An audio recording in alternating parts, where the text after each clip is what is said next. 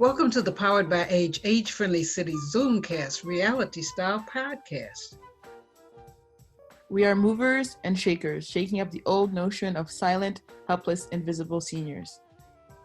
This is a new series of podcasts funded by the City of Vancouver and the 411 Senior Center Society. As PBA AFC ambassadors, we raise awareness, share our original stories and poems, inform, advocate, and involve seniors in discussing important social issues. In short, these podcasts will help us, you, in creating an age-friendly city for Vancouver today, tomorrow the world. You can hear us everywhere podcasts are heard.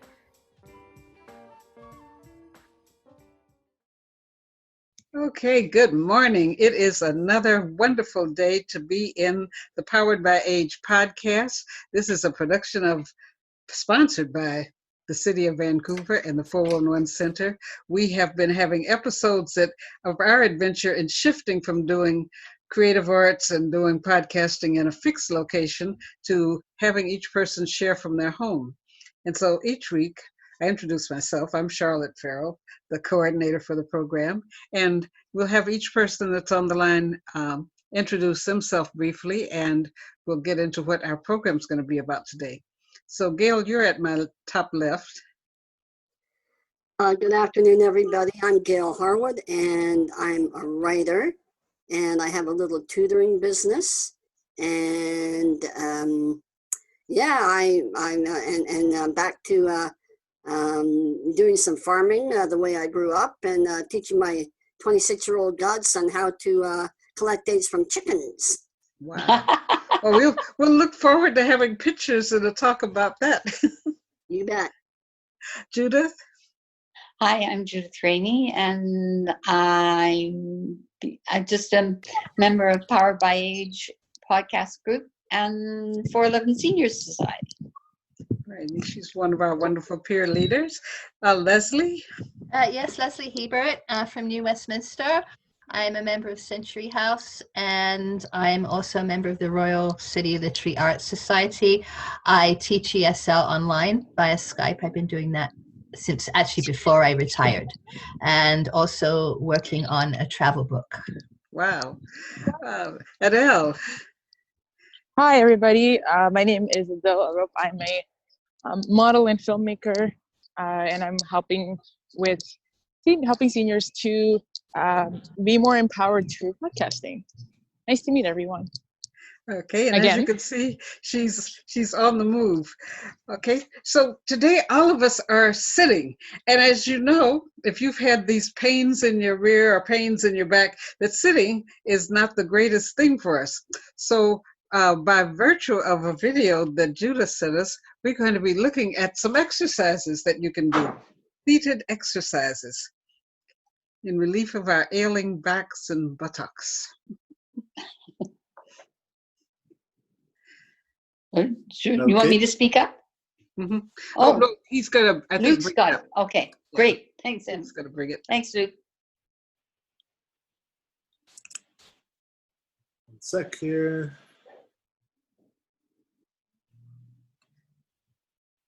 Can you see it?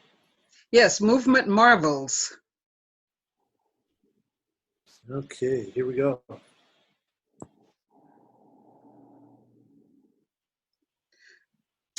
You have to enable the audio. Hold on here. Oh. No. While he's adjusting the audio, I'll just share with you one of the worst things that happened to me with long periods of sitting is in 2006, I had a pulmonary embolism. I was sitting in my chair in the middle of the night, writing and typing, and all of a sudden it felt like somebody came up behind my back and slipped a knife into it. And the muscles, we have veins in our thighs, and when those veins are too compressed for too long, a clot can form in it. So as I was in the hospital about the fourth day, this hospitalist, who's a person that teaches people about their illness, told me that the danger for that is sitting in the shape of the small letter H for long periods of time. So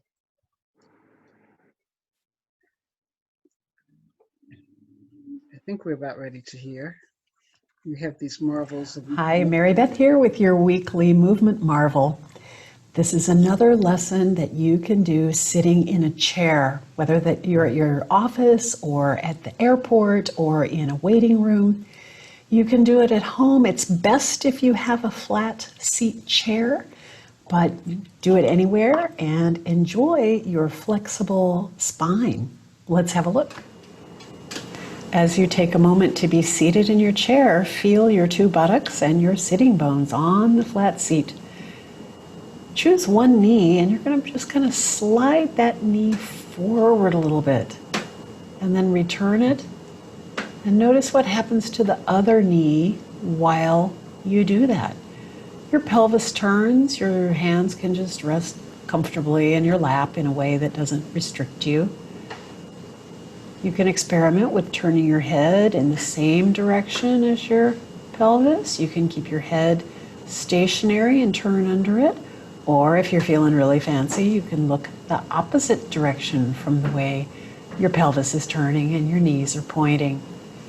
Best if you sit up from the back of the chair. Move slowly, gently, and enjoy some constructive fidgeting. So did you do it? Did you do it?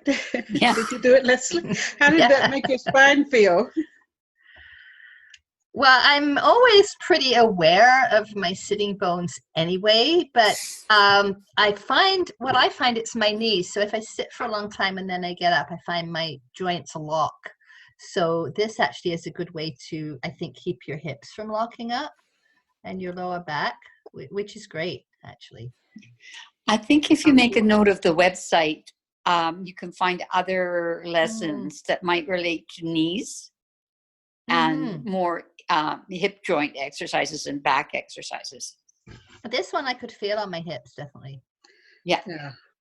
I could feel it in that little congested spot where everything feels balled up. You could just feel a little bit of air going through. Well, that was just a start. Before we get to the end of this day, we're going to shake it and move it a little bit more, because just these hours we spend sitting are not great for our heart rate, not good for the return rate of blood from our feet. Your feet ever go to sleep when you're sitting in one of these meetings? No. I actually put my feet up. Yes, that's one of the recommendations, is to have a little L. Okay, so we're talking about the mindset for health, and Adele is going to do a bit of sharing with you, because even now she has a reason that she's out walking about. Yeah, so I have been concussed now for the last 9 months, and it's been a really difficult healing journey for me.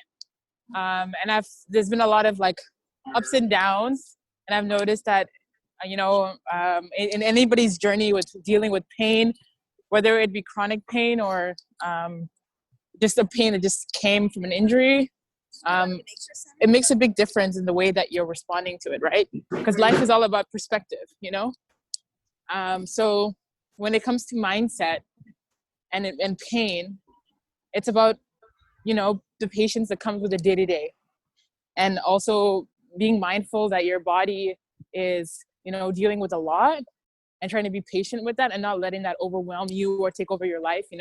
I think it's all about optimism and understanding that that life is a journey, and each step is just one by one, and that when it comes to dealing with chronic pain, or when it comes to being debilitated from an injury, it all about the way that you respond to it. And so from my journey, I've noticed that I have to continue doing the things that make me happy.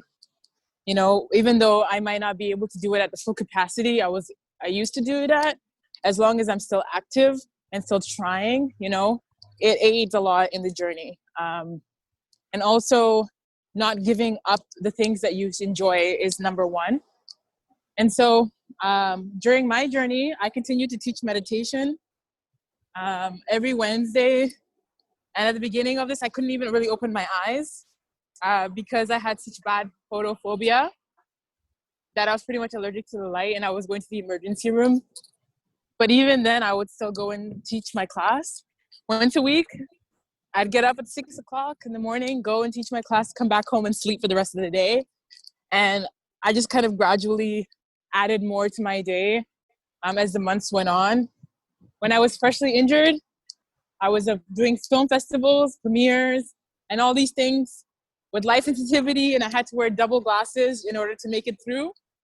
But being optimistic and laughing at myself really helped, you know, and creating the concussion into style as well, where I just kind of changed the way that I dressed to help me with my concussion, but I also try to make it stylish, and that made it fun for me. So I think it's all about just the way that you cope with, you know, your injury, or the way that you cope with the things that you're going through. You know, maintaining an optimistic perspective, I think, is the most essential. And so when we talk about mindset, we talk about where is your head at? What are you thinking about? How are you feeling? You know, and what is the voice that you're using to speak to yourself in your time of need, or in your time of, I call it my despair, because it is a really traumatic time to be, you know, to be injured or not to be able to have your body at full capacity. It's really, really hard, especially if you were once vibrating and vibrant, and then now you're starting to willow like a dying flower, and you're like, how do I maintain my happiness even though I don't have my full capacity anymore? And it's about patience and understanding that, you know, new normal, as we like to call it in COVID-19 days, and and just kind of readjusting that. So I hope that when you think about mindset, you should think about, you know, on your trajectory, where do you stand, you know, and what is the voice in your head telling you, you know, and how do you change that, and how do you, you know, continue to make goals and still strive to accomplish the things that you wanted to do, even though you don't have the capacity or your full capacity, you know, and learning about what pacing yourself, taking it easy, and also not being guilty for resting. You know, there's a lot of things that come hand in hand. Like even right now, I'm doing rehab for my concussion.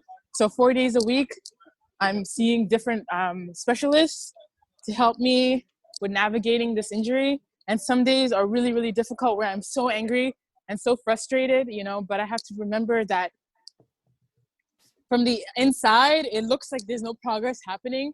But from another perspective, there's a lot of change that has happened in the last 9 months that has helped me in my process. So mindset is always changing, you know, and it's something that has to be constantly adjusted and constantly changed to fit your new normal.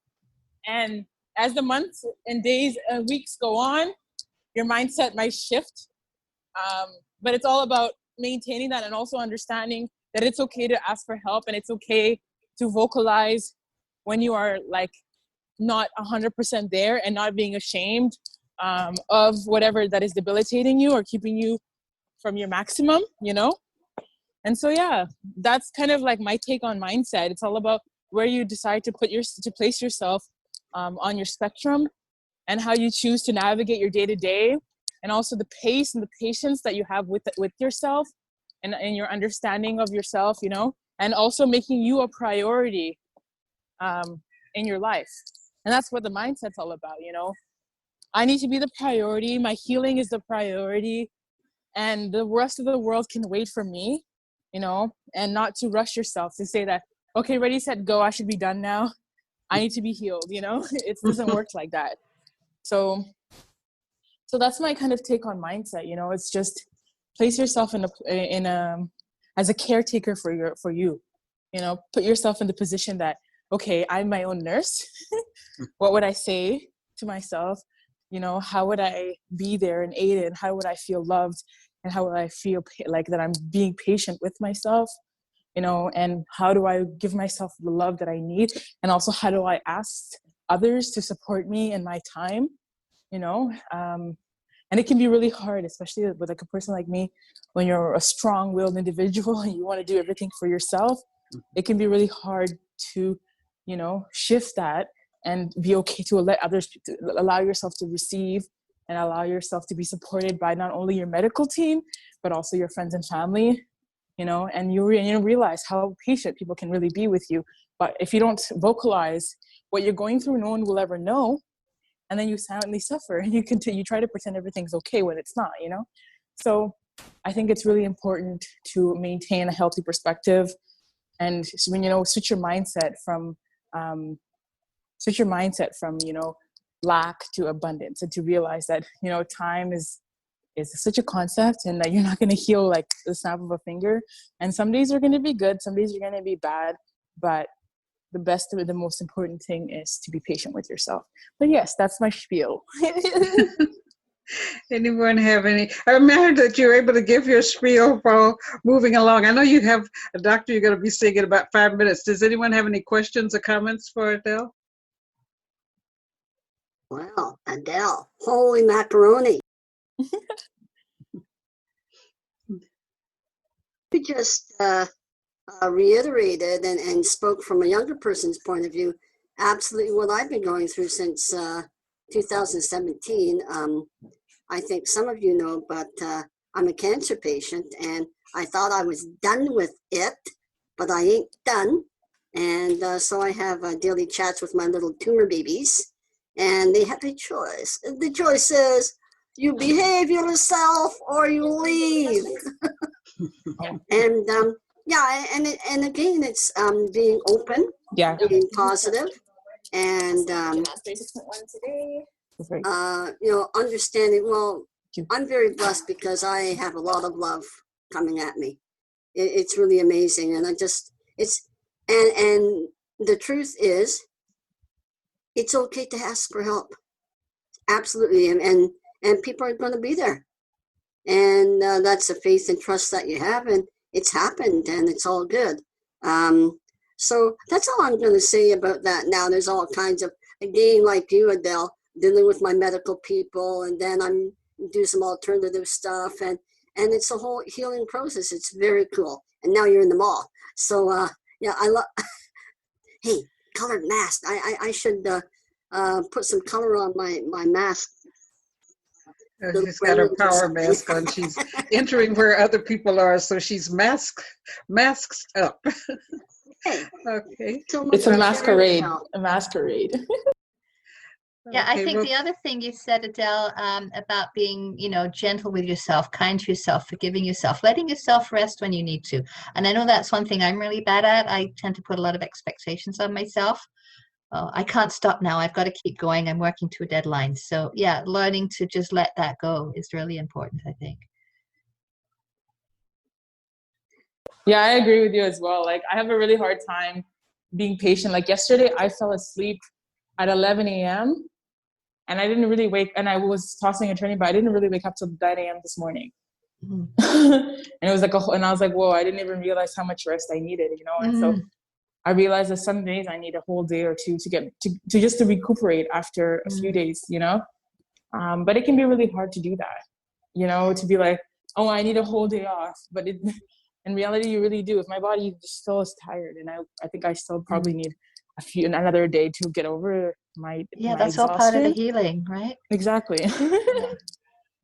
Yeah, I fought myself. That was the hardest thing when I was first injured with my back. I was used to doing a lot of things in the day, and sometimes I would be mad at myself. So it took me longer to heal from that accident than 3 others that I was in, just because of that impatience and feeling like, oh my God, I slept all day. How could I sleep all day? I don't sleep, but you know. So I think that mindset of honoring what your body needs actually speeds up the healing timetable.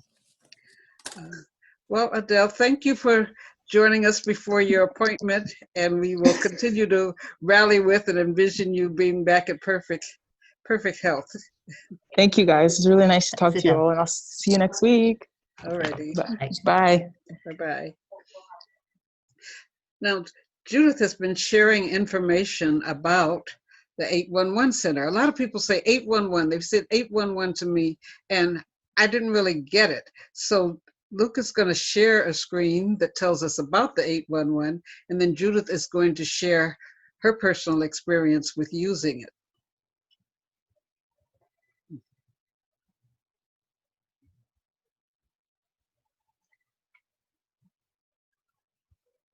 And there's a little movie down where that TV is. Yes, the amazing drawing hand. Technology's changed our lives. Think about how we bank and book holidays. We still rely on professionals, but we're doing more ourselves, using phones, computers, and apps. It's not extra work, it's extra control. We like that. And that's where healthcare is headed. Now, we've always fixed simple health problems ourselves, asking friends and neighbors first. But who hasn't wanted more reassurance? That usually meant a trip to the doctor or hospital. Today, that's changed. We have instant access to incredible health information, however we want it, not to mention unbelievable tools and services. Just check out HealthLink BC. HealthLink is a 24/7 service that helps patients manage their own health. But what it really does is empower us. Let's start with HealthLink's phone service. When you dial 811, you're connected to a health system navigator who guides you to the expert you need fast. A nurse, a pharmacist, a dietitian. Experts who are trained to deal with problems over the phone and with access to 130 languages, no less. Imagine how useful that would be if it's the middle of the night and your baby is running a fever. Instead of going to emergency, you can get a health professional to walk you through proper treatment right away, right at home. Online at healthlinkbc.ca, there's medically approved information on thousands of health topics, tests, and procedures. You can check symptoms, find local resources, learn how to maintain a healthier lifestyle, even email dietitians for advice. That's exactly what the anxious mother of a child with food allergies did. She went online, got connected with a dietitian, and together they created a meal plan for her child. Now there's a mobile app that has lots of the same information. With its mapping function, you can even locate the hospitals, clinics, and pharmacies closest to you. Of course, there's always the BC Health Guide Handbook. You can find it at your local pharmacy. The handbook walks you through 190 common health concerns. It's super handy. In fact, there are even stories of people from BC using it in the US to avoid going to the hospital because they didn't have insurance. So you see, these are great services. 811 helps about 1,200 people a day across BC, and healthlinkbc.ca gets over 10,000 visits every day. These services take patient empowerment to a new level, supporting the biggest untapped resource in healthcare, us. That's a connection worth thinking about.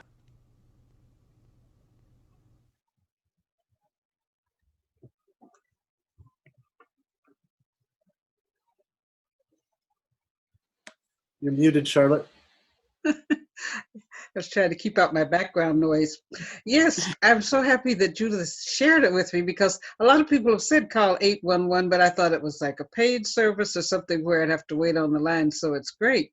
So Judith is going to share with you a bit of her personal experience from 811.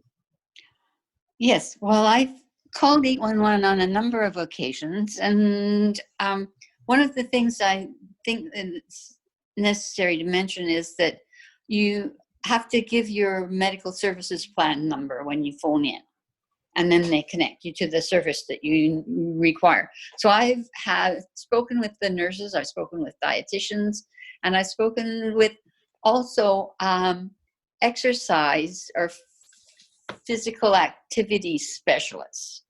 And my most recent call was about physical activity, because with the being isolated and not walking very much and not exercising very much, I've developed quite a paunch and I'm really out of shape. So they were very, very helpful.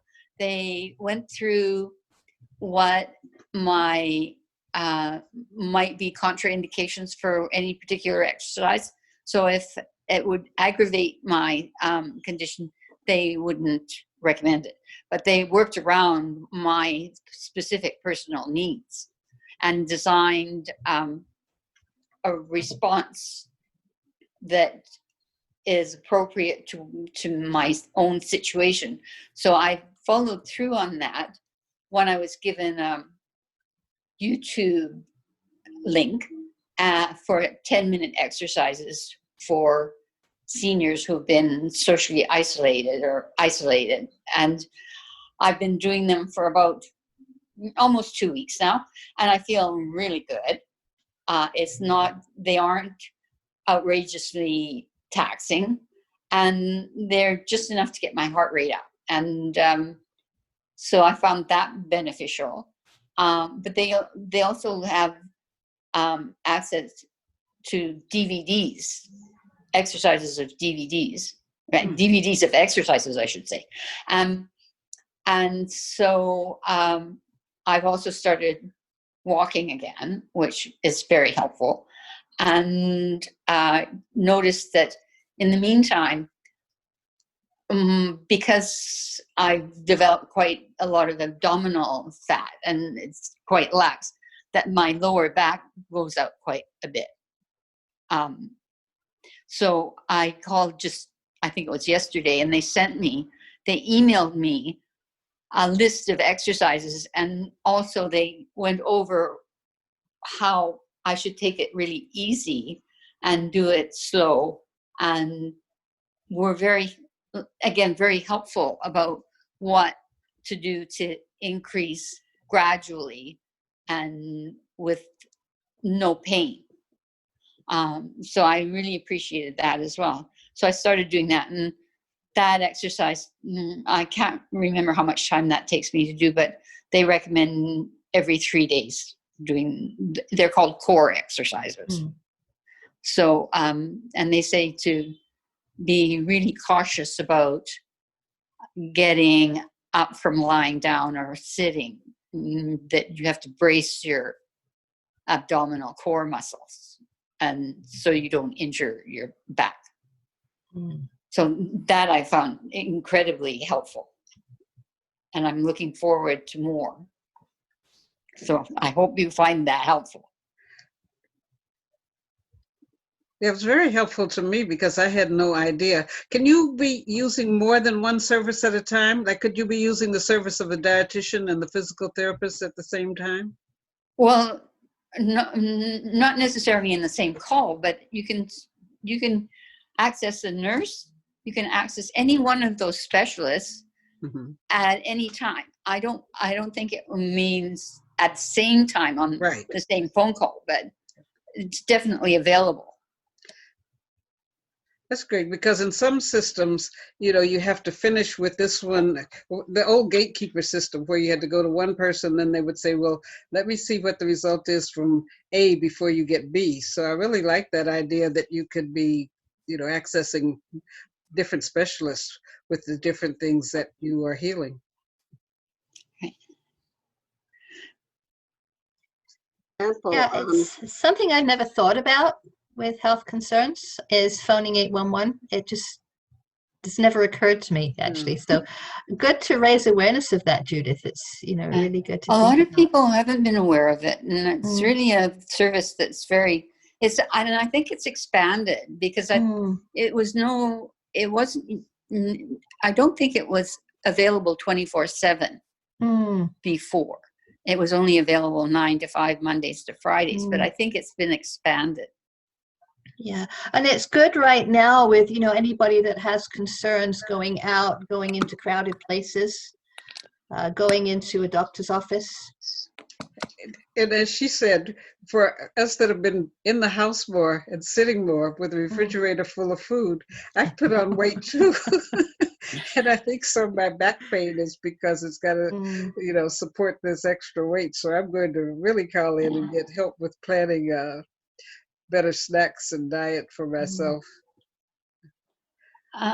They do say that if you want information relating to COVID, that you call it, I think it's special number or a different number. Yeah, it's not specific COVID information, but, people might feel safer talking to a provider remotely rather than actually going out to see them. Right. Yeah, like symptoms, as they mentioned, in the middle of the night, if you had a sore throat, you could talk with someone, and it doesn't mean you rush to the hospital because you've heard sore throat as a symptom of COVID. I need to clarify, and I'm not I'm not clear myself about this, whether a live person is available 24/7 or whether you have to look up the information on their website that's available 24/7. So that I could clarify or would need clarification. Yeah, but my you talk to live experience has people, been- right? Yeah, Judith? Sorry? You talk Sorry? to live people. But I called between 9 and 5. Yeah. Yeah.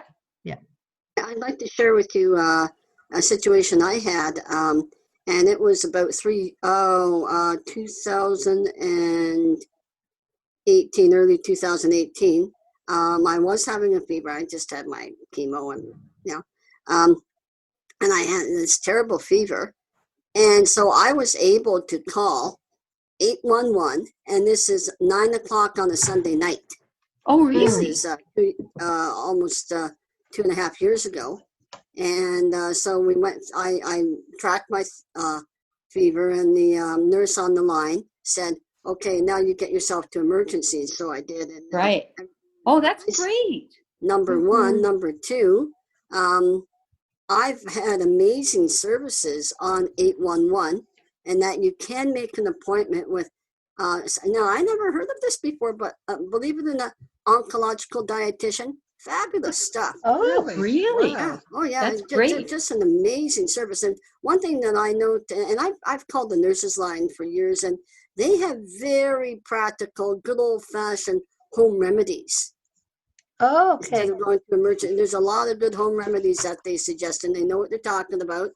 And it's the kind of Good to stuff know. my mother and grandmother taught me. So, yeah.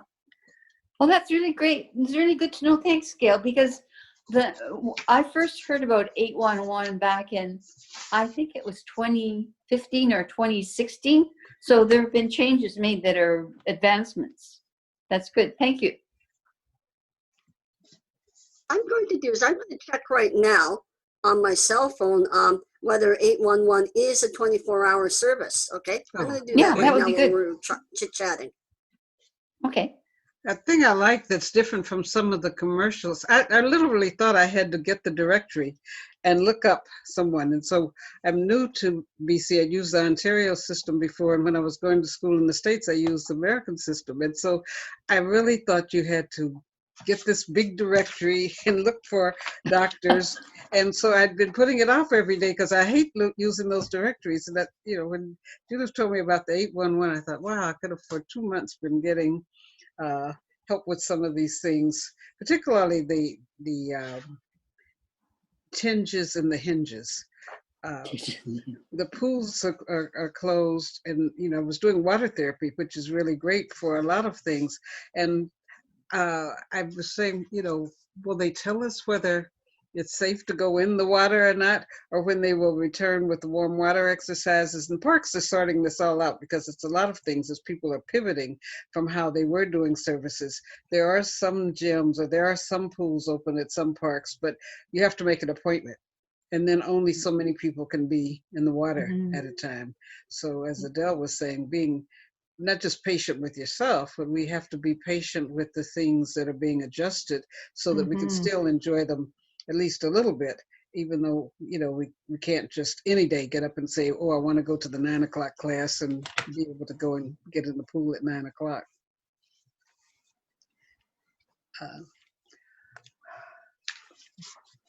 One of the other things that I said I would share is around. I'm on the 811 site, and as soon as you get on the site, there's this little TV screen, and it says 24/7. So they're available all the time.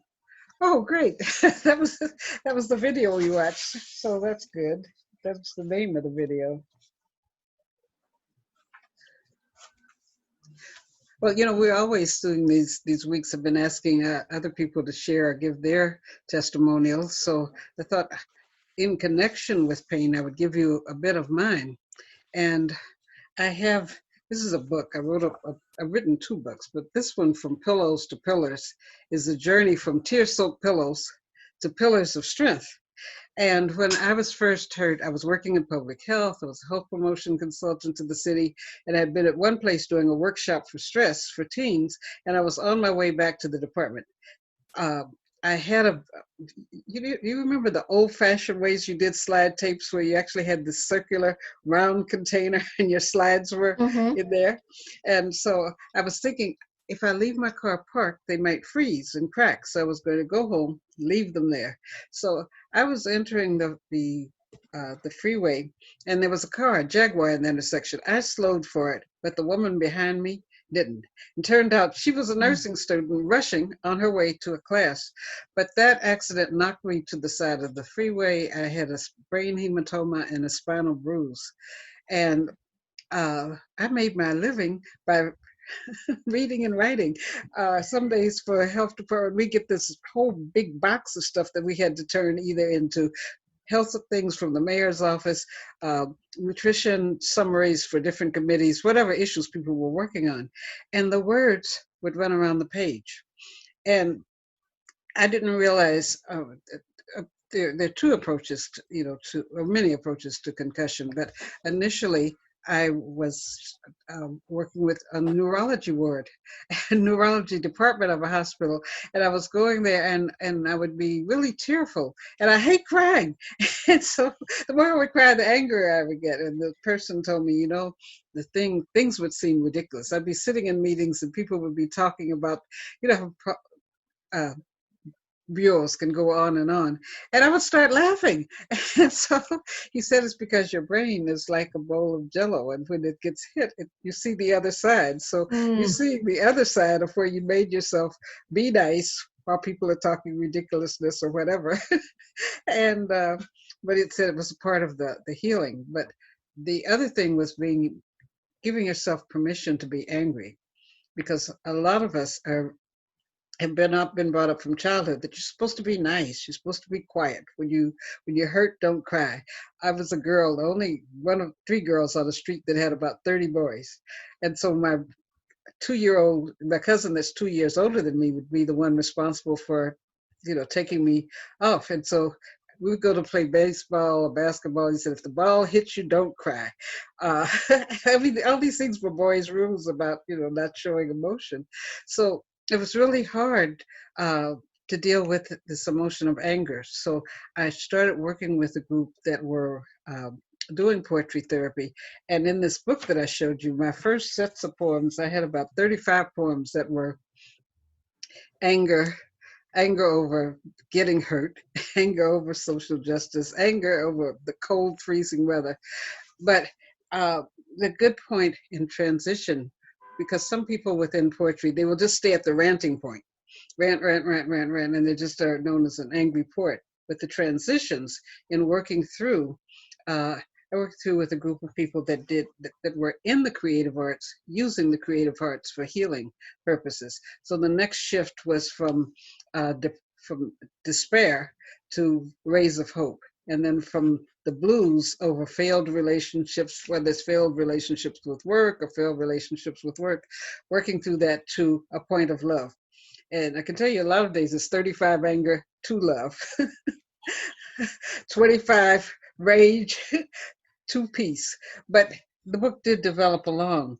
So I'm going to share with you a poem from, I think the first poem in the book is around anger. And I also have worked with, since this time, going through the transition myself from being a point where, when I left working with a doctor in Ontario to working with someone in Los Angeles, there was a transition to giving us a vision, an image to the pain. My head would feel like there was an elephant's foot on top of it. Mm-hmm. And I worked with someone first in Toronto who used neuro-linguistic programming and giving a sound, a visualization to the pain. And so picturing that elephant's foot on my head as a dancing hat, and when I would go dancing, I would throw the hat out into the crowd. And then there is something from in cancer research, and you probably are familiar with that as well, Gail, where you picture an area in your body and you send, some people send knights in armor, you send rays or something, but you send something to the area that's under a challenge. Send love to it, send battles. I have a little SWAT team. It's called chemotherapy. Yes. So that SWAT team had to be retired, and so we got some other stuff happening. Yes. So that helped a lot. And then I was able to work with other people with those modalities. So at the end of each chapter, there are poems for people to write like that. So uh, cast your anger on a poem. Boiling, boiling, boiling mad. We rush down life's highways, banging into barriers, running into and around them, then sometimes, tragically, over other people. Savor words rolling like oval shaped ice, cooling the mouth, tongue, and throat. Mmm, even smack some with your lips. With heart relieving words, throw, dash, gnash, slice, and mangle the worst of situations. Clever words, life sparing, depression blasting, energy building, soul reclaiming words. Words etched off soft paper by pen or ink jets. Laser off a few copies, laser away layers of death. Yeah. And that was just kind of a legitimizing uh, poem because the good thing about working with poetry therapy is not telling somebody exactly what to write, but getting the permission that if you're angry, if you're angry and you know it, say I'm mad. And sometimes you can write things that are really making you angry. And the point isn't so much to hit email. Don't do it on your computer. And don't hit email. Hit send at 2 a.m. You can look at it. Some people take that and they tear it up. Some people put it into water. Some people put it in a bowl, a burning bowl, and they burn it up. But it's just to get it out of you so it isn't one of those festering things that are either festering your emotions or festering in the area that's trying to heal. Does anyone have an experience with using writing for dealing with their pain or anger? I found that I looked up synonyms for happiness on Google, and that was a lot of fun. So I think that Shakespeare said it really best when he said, "Gather ye rosebuds while ye may." And I really come to really feel akin to that. So find joy where you can and really embrace it. Yeah, not so much poetry, but I studied the artist's way with a group of friends, and part of that is writing 3 pages of stream of consciousness every day. And when I first started doing that, I actually shocked myself with the anger that came out on my pages. Anger that I didn't even realize was there. Right.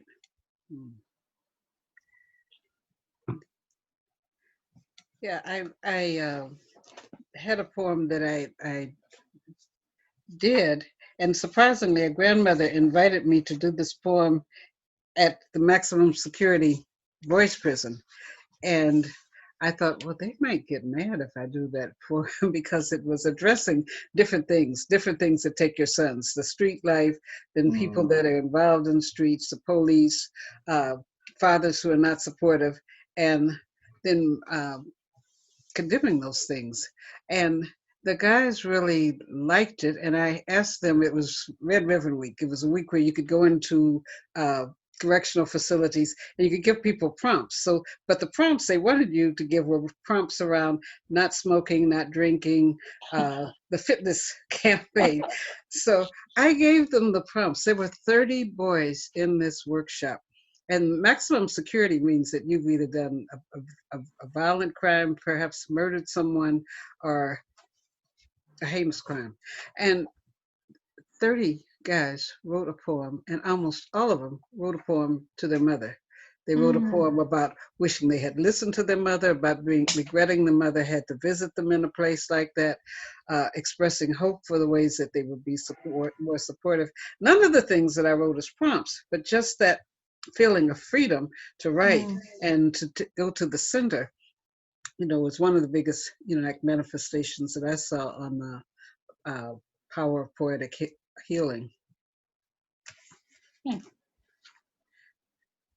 Okay, so we are Thanks, working. Charlotte. I always wondered what it was that helped you deal with your life's challenges and hurdles. Yes, it started with the poetry because while I was still in the neurology unit, literally words would run around the page, but I wrote this one little line, and the one little line was, "My life must be fun." And then another day I saw this window, like a window of a store, and down at the bottom it had "Simply Fantastic." Well, in the years past the concussion accident, I formed a company with three other women in Ontario. It was called well, that one was called the Nutrition Place, but then Simply Fantastic, because when we would give people a pitch for something, they would say Simply Fantastic. So at one point, I incorporated that name and did business through it. But it was just that little revelations, because I think, as Adele was saying, when you listen to yourself and you give permission to really feel what it is that you should be doing rather than what everybody else has told you you should do, then things like that come, like that little word, Simply Fantastic. I've sold shirts, I've done a lot of stuff with those two words that came from the despair of, having my head get hit. So we are going to be next week talking about work, seniors and work. Gail and Leslie are team leaders on that discussion, and we today an unusual number. There are about 5 people who within our group that usually call in. They have had a surgery, they're having a procedure, a lot of medical stuff happening. So we expect that they will also be joining us next week. And we encourage you, wherever you are hearing our podcast, tell someone about it. You'll find it all the places that podcasts are posted under Powered by Age. And to the fact that we need a new way of thinking about this city, we have a song. And the song tells you not only about an attitude, but also you can picture, as we're listening to it, we got to picture things from flicking our fingers to clapping our hands to just moving, and to encourage other people to do that as they sit through so many days. All right, take it away, DJ Luke. Wow, clap along. I found